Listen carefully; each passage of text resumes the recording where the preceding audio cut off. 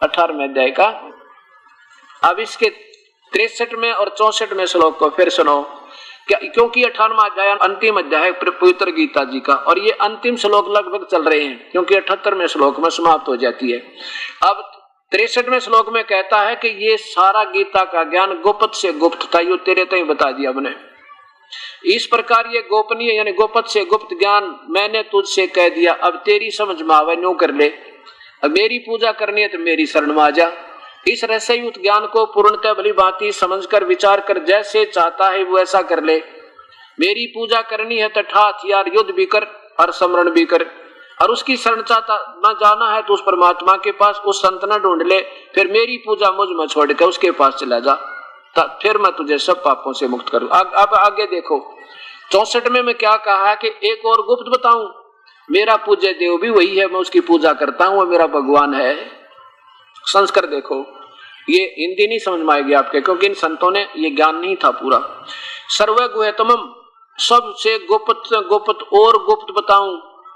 भूय माने दोबारा, सुनो माने सुन, मैं माने मेरे, परम माने विशेष, वच माने वचन। अब मेरे और गुप्त गुप्त विशेष वचन और सुन ले। क्या बताना चाहता हूं कि मेरा पूज्य देव भी वही है। इष्ट में ऐसी संस्कार देखो, बालक तो बालक समझ जाए इसने।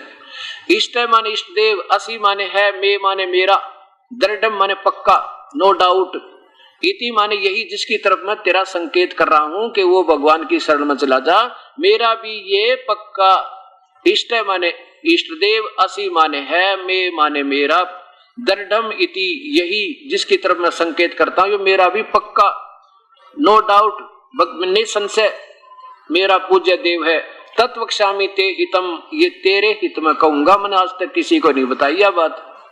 अब ये क्या लिखा, इन्होंने थोड़ी सी गलती अपने हिसाब से कर दी कि संपूर्ण गोपनीयों से भी गोपनीय, क्योंकि एक तो ऊपर बता दिया 63 में कि इस प्रकार ये गोपनीय से गोपनीय ज्ञान मैंने तुझे कह दिया। ये तो कह दिया कि जब मेरी शरण में आना तो मेरी भक्ति कर, उसकी शरण में जाना उसकी कर, ये गुप्त ज्ञान बता दिया।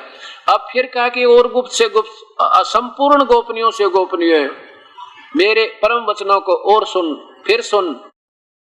अब यहां अगर ये ढंग से कर देते ना, मे माने मेरा, अतिशय माने पक्का, इष्ट माने पूज्य देव है, पहले सारी कहानी हो जाती। इष्ट माने पर यह कर दिया, इष्ट माने पूज्य देव लिखना था कि मेरा पूज्य देव यही है जिसकी तरफ मैं तुझे संकेत कर रहा हूं, सारी कहानी ठीक हो जाती। ऐसे ये बात आपके अब समझ में आएगी, कोई बात नहीं। पहले भी हम गीता को एक अनमोल शास्त्र जानकर संतों द्वारा उसकी टिप्पणी जैसी उनकी सोच ने काम किया, हमें बता दिया, हमने फाइनल कर ली। अब हम इनको पढ़ भी सकते हैं। हमारे शिक्षित हैं बहन भाई बुजुर्ग सारे, कोई बालक को नहीं जिनको टॉफी देगा बड़ोले। हमारे पुरुष तो बड़ी आत्मा थी जिन जैसे उनको बताया उन्होंने मान लिया, उनके आधार पर हम आगे चल रहे। हमने कोई इतना सोचने की आवश्यकता है ना समझी कि इसे महापुरुष हो ऋषि जन, उन्होंने ठीक निर्णय ले रखा होगा, लेकिन नहीं, ये तो ज्ञान किसी की पर्सनल प्रॉपर्टी नहीं है, ये मूल शास्त्र सबके लिए है। मूल ज्ञान इनमें सही है, लेकिन संतों के द्वारा दी गई सोच वो इनसे सही नहीं मिल रही, वो फिर ठीक कराएंगे। और फिर देखिए पूरा वर्ल्ड, पूरा संसार एक परम पिता पर आधारित होकर अपना कल्याण करवा होगा। ये ज्यादा समय नहीं लगेगा।